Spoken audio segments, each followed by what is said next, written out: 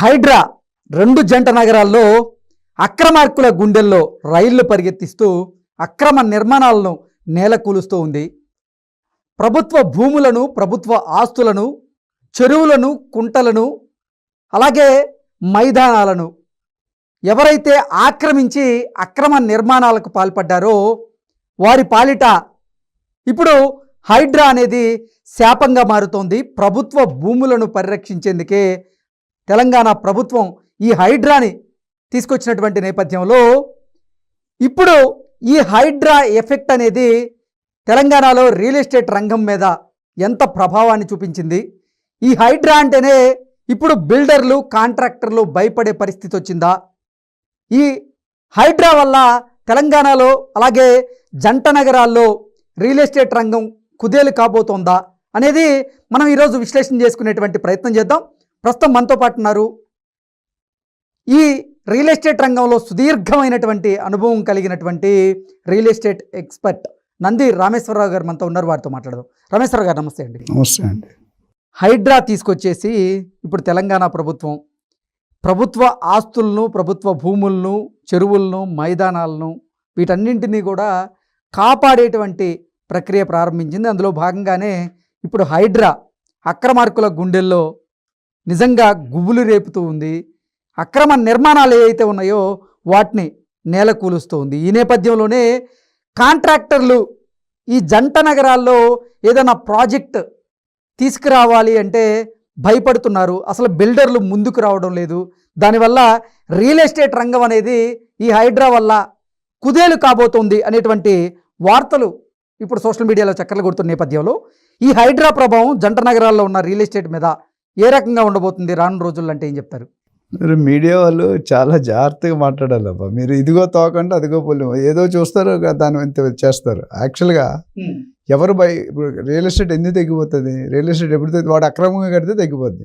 అంటే దేశంలో అంటే జంట నగరాల్లో సగానికి పైగా ఇప్పుడు మనం కన్స్ట్రక్షన్ అవుతున్నటువంటి బిల్డింగులు చూస్తే చెరువుల్లోనో లేకపోతే కుంటల్లోనో లేకపోతే ప్రభుత్వ భూములు కబ్జా చేసిన దాంట్లోనో ఇప్పుడు కాంట్రాక్టర్లు కానీ లేకపోతే బిల్డర్లు ఎవరైతే ఉన్నారో వాళ్ళు ఒక భూమిని కొంటారు. అది గతంలో చెరువా, కుంట లేకపోతే ప్రభుత్వ భూమా ఎవరికి తెలియట్లా, మా దగ్గర పట్టా ఉందని చెప్తూ ఉన్నారు.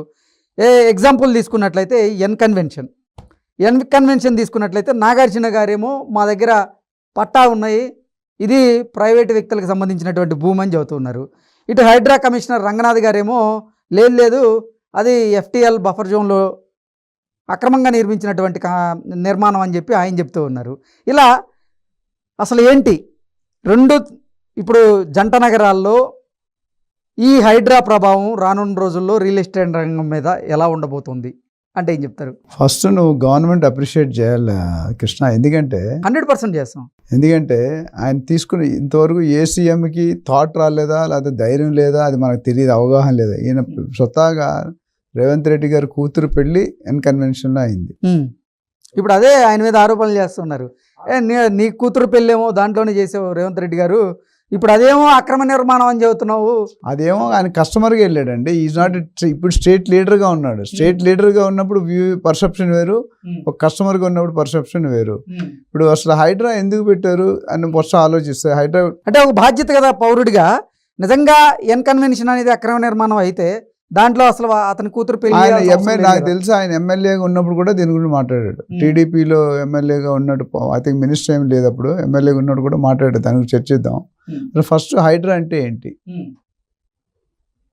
Hyderabad disaster response and asset protection HYDRAA. ఈ ఎందుకు నియమించారు కమిషన్? ఐజీ లెవెల్లో ఉన్నాడు ఏవి రంగనాథ్ గారు, ఐపీఎస్ ఆఫీసర్, ఐజీ లెవెల్లో తీసుకొచ్చి హైడ్రా కమిషనర్గా కొత్తగా నియమించారు. ఆయన కింద 3,500 మంది స్టాఫ్ ఇస్తారని గవర్నమెంట్ వాళ్ళకు ఇన్ఫర్మేషన్. అందులో 259 మంది ఆల్రెడీ డ్యూటీస్లో ఉన్నారు. ఆల్మోస్ట్ సపరేట్ ఒక పోలీస్ స్టేషన్, సపరేట్ ఒక డివిజన్. దీంట్లో ఈ 3,500 ఎంతమంది ఎవరెవరు ఉంటారు? ఆల్ గవర్నమెంట్ డిపార్ట్మెంట్ అంటే related, GHMC, HMD, RERA, DTCP, revenue, MR, వీళ్ళందరూ కూడా కలిసి నిర్ణయం తీసుకున్న దాకా ఆయన కోలుగొడతాడు. ఈయన ఒక్కడే తీసుకుని కోలుగొట్టే ప్రసక్తి లేదు. ఒకటి ఇప్పుడు ఆయన ధైర్యంగా కోలుగొడతాడంటే రేపు పొద్దున తప్పని పోతే గవర్నమెంట్ కట్టియాలి కదా మళ్ళీ. సో ఆయనకి ఇమ్మీడియట్ ఇనఫ్ పంపింగ్ చేసి పంపించాను. నువ్వు నీ డ్యూటీ నువ్వు సక్రమంగా చేయి, నువ్వు చేయగలుగుతావు, బ్యాకప్ సపోర్ట్ ఉంది. సో అందుకని వెళ్తున్నాడు. అయితే ఈ బిల్డర్స్ కానీ లేకపోతే రాజకీయ నాయకులు కానీ బడాబాబులు కానీ సెలబ్రిటీస్ కానీ ఎవరైతే ఆక్రమిస్తున్నారో, ఇప్పుడు మీకు ఎగ్జాంపుల్ చూద్దాం. మన దగ్గర లా ఎలా ఉంటుందంటే, నీకు ఎమ్మెల్యే ఎంపీ తెలిసి ఏ లా నువ్వు ఏవైనా తప్పు చేయొచ్చు. అంటే ఎవరైనా ఏదైనా తప్పు చేసినా నేను ఎంపీ మనిషి, ఎమ్మెల్యే మనిషి, ఐఏఎస్ అని చెప్తారు. మల్టీనేషనల్ అంటే బయట వెస్ట్రన్ కంట్రీస్కి వెళ్తే, ఒకసారి ఎగ్జాంపుల్ చెప్తా. ట్రైన్స్ ఉంటాయి కదా రైల్వే స్టేషన్లో, ట్రైన్స్ నడుస్తున్నాయి. కొన్ని ట్రైన్స్ ఆ రూట్లో ఎప్పుడు లేట్ అంట. అంటే ఇప్పుడు మన కోనార్కు ఈస్ట్ కోస్ట్ చూసుకుంటే ఎప్పుడు కూడా 10 గంటలు 12. మొన్న నేను రాజధానికి వెళ్తే 24 అవర్స్ లేటు. అక్కడ ఆ ప్రసక్తి అలాగే ఉంటే, ఒకసారి ఎవరైతే కింగ్ హిట్లర్ లాగా ఎవరైతే ఉన్నారో ఇన్ఛార్జ్, ఆ ట్రైన్లో పనిచేసిన ఒక ట్రైన్లో పనిచేసిన అందరినీ పిలిచాడంట. పిలిచి నిల్చోబెట్టి షూట్ చేసాడని. ఎందుకు షూట్ చేయంటే ట్రైన్ లేట్గా నడుస్తుందని. ఆ రోజు ఇంతవరకు ట్రైన్ లేట్ అవ్వదంట. ఎందుకని? Action tit for tat. తప్పు చేస్తే శిక్ష వస్తుంది అనే భయం ఉండాలి. ఆ భయం మన దగ్గర లేదు. లేకపోతే ఇప్పుడు ఇంతకుముందు దాదాపు మన ఆంధ్రాకి యునైటెడ్గా తెలంగాణ కలిపి 10-15 సీఎంస్ మారారు కదా. ఎవరు ఎందుకు తీసుకోలేదు? దానికి చేయాలంటే గట్ ఫీలింగ్ ఉండాలి, జీల్ ఉండాలి, దమ్ ఉండాలి. అంటే అంత డైరింగ్. రేపొద్దు రివర్స్ కూడా అవ్వచ్చు. తెలంగాణకి కానీ ఏపీకి కానీ చూసుకుంటే 1750 చెరువులు ఉండేవంట. అవును, 1800 చెరువులు ఉండేవి దాదాపు. ఇప్పుడు 750కి వచ్చాయి. అంటే 1000 చెరువులు దాదాపు గోవిందార్పణం కదా, కబ్జాకు గురైనాయి. రాత్రి 20-30 లారీలు. ఇప్పుడు అదే నేను కూడా చెప్తుంది. అంటే ఇప్పుడు గతంలో 1800 చెరువులున్న ఈ జంట నగరాల్లో ఇప్పుడు 750 చెరువులకు పరిమితం అయింది. అంటే ఎంత మేరకు ప్రభుత్వ భూములు కబ్జా జరిగినాయి, ఎంత మేరకు ప్రభుత్వ భూములలో అక్రమ నిర్మాణాలు జరిగి ఉంటాయి. ఇందులో ఒక పాయింట్ ఉంది. 2012కి ముందు జోన్స్ డిక్లేర్ చేయలేదు. FTL కానీ బఫర్ జోన్ కానీ ట్రిపుల్ జోన్ కొన్ని జోన్స్ డిక్లేర్ చేయలేదు. ఎవరైతే 2000 నాకున్న కొద్దిపాటి ఇన్ఫర్మేషన్ 2012వ సంవత్సరం ముందు పర్మిషన్ లేకుండా కట్టారు, లేకపోతే జోన్ లేకుండా కట్టారు, వాళ్ళకి ఎగ్జామ్షన్ ఉండొచ్చు. ఎందుకంటే అప్పుడు గవర్నమెంటే డిక్లేర్ చేయలేదు. డిక్లేర్ చేసింది 2012 సంవత్సరంలో. ఓకే, ఇది FTL జోన్, ఇది బఫర్ జోన్, అది బయో కన్జర్వేషన్, ఇది కన్జర్వేషన్ అవి. సో ఇప్పుడు నాగార్జున గారి కేసు మీరు ఎత్తారు, అన్కన్వెన్షన్ ఎత్తే 2014లో కట్టారు. దాదాపు అది 4 హాల్స్ ఉన్నాయి, 3-4 హాల్స్ ఉన్నాయి. 10,000 మంది కెపాసిటీ. ఒక ప్లేట్కి 1500-1800 రూపాయలు పర్ ప్లేట్. అంటే ఒక రోజుకి ఇన్కమ్ అన్ని కలుపుకుంటే, మిగతా లైటింగ్ డెకరేషన్ అన్ని కలుపుకుంటే 2 కోట్లు పర్ డే. 50% ఆక్యుపేషన్ వేసుకోండి. ఇప్పుడు కూడా కన్వెన్షన్ ఫుల్గా నడదు. బట్ అది లక్కీగా సెంటర్లో ఉంది కాబట్టి తుమ్ముకుంటా ఏదో ప్లేస్ చెప్పారు. ఆ తుమ్మిడి చెరువు. సో ఆ ప్లేస్లో పెట్టారు కాబట్టి సెంటర్ ఆఫ్ ది హార్ట్. అంటే ఏ సిటీ ఎక్కడికైనా సెంటర్ ఉంది. సో దాదాపు 50% ఆక్యుపెంట్ చేసుకుంటే 3,500 కోట్లు కలెక్ట్ చేస్తారని లాస్ట్ 10 సంవత్సరాలు అది అనాలిసిస్ ఇచ్చారు. 5% ఇటు అటు ఉండొచ్చు. సో ఇంతకీ అసలు ఈ హైడ్రా ప్రభావం అనేది ఈ జంట నగరాల్లో ఉన్న రియల్ ఎస్టేట్ మీద ఎంత మేరకు ఉండే అవకాశం ఉంది అంటే ఏం చెప్తారు?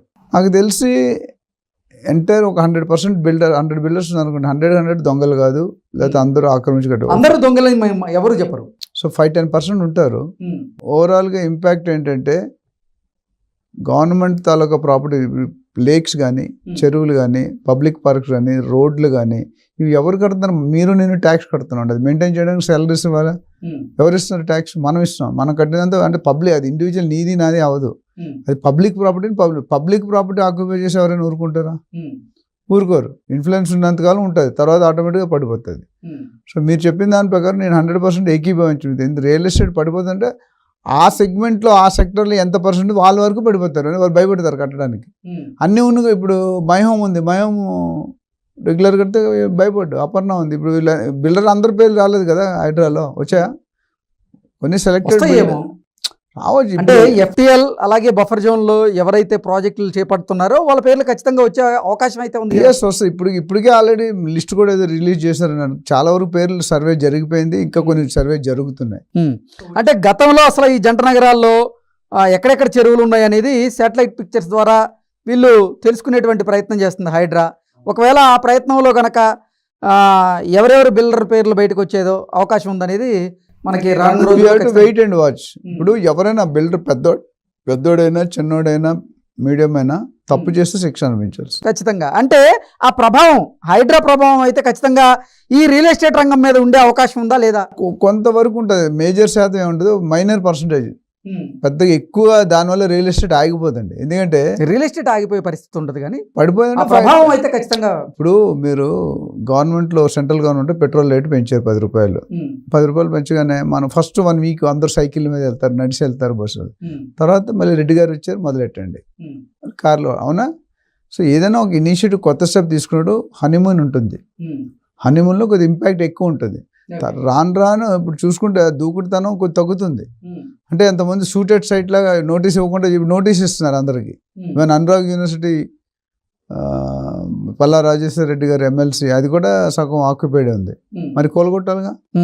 నోటీసులు ఇచ్చారు కదా, అంటే విద్యా సంవత్సరం ఎక్కడ ఇబ్బంది పడుతుందో, విద్యార్థులు ఎక్కడ విద్యా సంస్థలు కానీ, హాస్పిటల్స్ కానీ, కాలేజెస్ కానీ, ఇవన్నీ కూడా చాలా డేంజర్. అంటే పబ్లిక్తో చెలగటం, నిప్పుతో చెలగటం, వాళ్ళతో ఆడుకోకూడదు. ఇప్పుడు టెనెంట్ కూడా రైట్స్ ఉండవు. ఇప్పుడు కాలేజ్ ఉన్న తీసేమంటే తీయలేరు.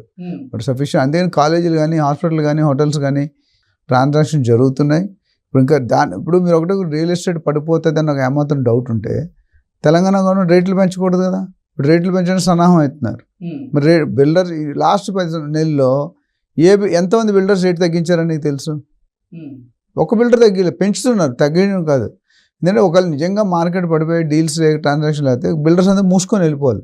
అంటే బిల్డర్లకు లాస్ వస్తుంటే వాళ్ళు పెంచుతారు కానీ ఎందుకు తగ్గిస్తారు? తగ్గిస్తే ఇంకా అసలు డమాల్ అయింది కదా, అవుతుంది కదా. సో డెఫినెట్గా హైదరాబాద్కి ఒకటండి, ఇలాంటి ఏపీలో వస్తాయి, బీహార్లో వస్తాయి, అయితే పక్కన ఒరిస్సా వస్తుంది, ముంబై, అవన్నీ వచ్చిన హైదరాబాద్ ఎలా ఉంది? కారుకి టాప్ గేర్లో ఉంది. ఓకే, 5th గేర్ నుండి 0కి రావాలంటే ఎన్ని గేర్లు? 4th, 3rd, 2nd, 1 ఇవన్నీ కలిసి అన్ని గేర్లు మార్చారు. ఎవరో సడన్గా ఒక ఇష్యూ వచ్చిందని టక్కుమని పడిపోయేది కాదు. ఇది Hyderabad is being viewed as a global real estate destiny by entire world. Okay, ఈరోజు హైదరాబాద్కి ఉన్న ప్రాముఖ్యతలు మాట్లాడుకుంటే ఎంతసేపు అయినా మాట్లాడుకోవచ్చు. Hyderabad is one of the best, fastest growing city in the world. Okay, 6th, 7th city ప్లేస్లో ఉంది. ఇండియాలో 2nd, 3rd ప్లేస్లో ఉంది. మరి ఇప్పటికీ కూడా మీరు హైదరాబాద్ రేట్లు చూసుకుంటే కాస్ట్ ఆఫ్ కన్స్ట్రక్షన్ కానీ, cost of real estate price is very very low. మీరు బెంగళూరు కానీ, చెన్నై కానీ, ముంబై వెళ్తే 70,000, 60,000 స్క్వేర్ ఫీట్. మన దగ్గర మ్యాక్సిమం ఎంత చెప్పండి? 15,000 కడితే ఎక్కువ తిప్పి ఇంకా లగ్జరీ అంటే 20,000. ఇది ఇంత డెవలప్ అయ్యాయి. ప్లస్ హైదరాబాద్కు ఉన్న గ్రోత్ ఏంటి? వైజాగ్ కానీ, చెన్నై కానీ, ముంబై కానీ గ్రోత్ ఎక్కడా లేదు, 4 పక్కల లేదు. మన ఒక్కదానికే 4 పక్కలు ఉంది. కల్చర్ ఆఫ్ లివింగ్ ఒకటి, రెండోది కాస్ట్ ఆఫ్ లివింగ్.